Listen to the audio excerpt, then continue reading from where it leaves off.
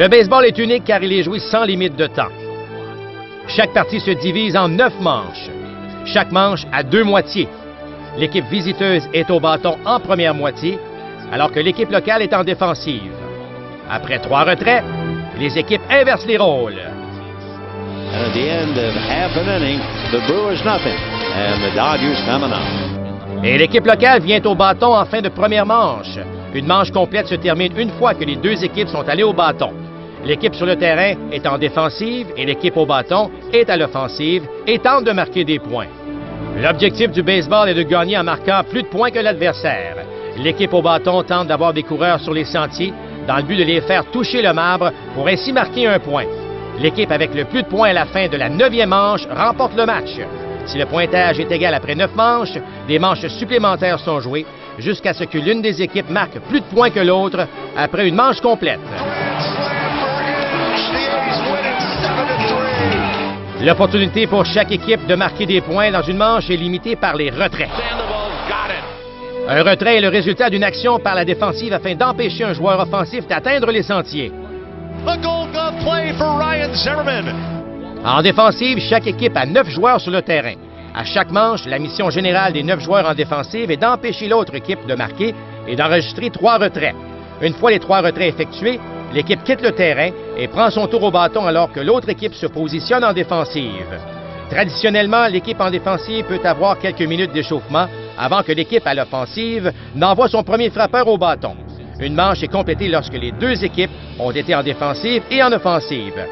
Les positions au baseball sont conçues afin que l'équipe en défensive puisse couvrir les endroits où le frappeur pourra frapper la balle. Chaque but a son joueur défensif. Un joueur de premier but, un joueur de deuxième but, un joueur de troisième but, et il y a un joueur défensif positionné entre le deuxième but et le troisième but qui se nomme le joueur d'arrêt-court. Ils sont tous connus sous le nom de joueurs de champ intérieur car leur responsabilité principale est d'attraper des roulants pour ensuite la lancer au joueur de premier but afin que le coureur ne puisse s'y rendre.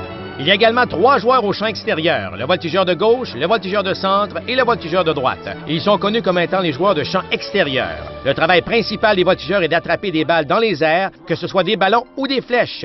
Un ballon est une balle frappée dans les airs qui est habituellement facile à attraper pour le voltigeur. Une flèche est souvent frappée avec plus de force et voyage plus rapidement, souvent de façon presque parallèle au sol. Ils doivent également arrêter les balles afin qu'elles ne roulent jusqu'à la clôture. Les voltigeurs nécessitent un bras puissant afin de pouvoir lancer la balle au champ intérieur où leurs coéquipiers tenteront de retirer les coureurs qui tentent d'avancer au but suivant. Les 2 derniers joueurs sont le lanceur et le receveur. Le lanceur se tient sur le monticule au milieu du champ intérieur alors que le receveur s'accroupit derrière le marbre où il recevra les tirs du lanceur. L'action débute lorsque le lanceur effectue un lancer vers le marbre. Le lanceur doit se tenir sur le monticule qui est élevé de 10 pouces de plus que le reste du terrain à une distance de 60 pieds 6 pouces du marbre. Une plaque de lanceur en caoutchouc est installée sur le monticule.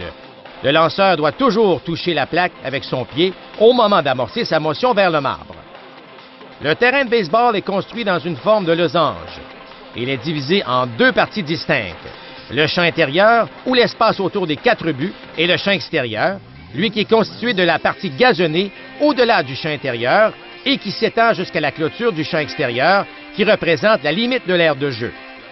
Le champ intérieur et le champ extérieur constituent la zone des balles en jeu. Les frappeurs tentent alors de frapper la balle dans cette zone pour ainsi avoir le droit de courir les buts et espérer croiser le marbre. Des lignes droites sont dessinées du marbre jusqu'à la clôture et sont connues comme étant les lignes des balles fausses et ils séparent le territoire des balles en jeu au territoire des balles fausses. Si un frappeur frappe une balle derrière ou à l'extérieur de la zone des balles en jeu, celle-ci est considérée comme une balle fausse. Un frappeur ne peut courir les buts à la suite d'une balle fausse. La distance entre les buts est exactement de 90 pieds dans chacun des stades. Cependant, la dimension du champ extérieur peut varier d'un stade à l'autre, donnant ainsi à chacun des stades à caractère unique. Lorsqu'une équipe est au bâton, les joueurs de l'équipe s'assoient sur le banc dans l'abri des joueurs qui est souvent positionné légèrement sous le niveau du terrain. L'abri des joueurs est aussi l'endroit où les substituts s'assoient pendant la partie. Les lanceurs de relève, quant à eux, se tiennent dans l'enclos des releveurs. Celui-ci souvent situé au-delà de la clôture du champ extérieur ou sur le long de la ligne des balles fausses près des estrades. Les enclos des releveurs ont des monticules d'exercice et des marbres permettant aux releveurs de se préparer avant de venir remplacer le lanceur en place. Joe Girardi will go to the bullpen.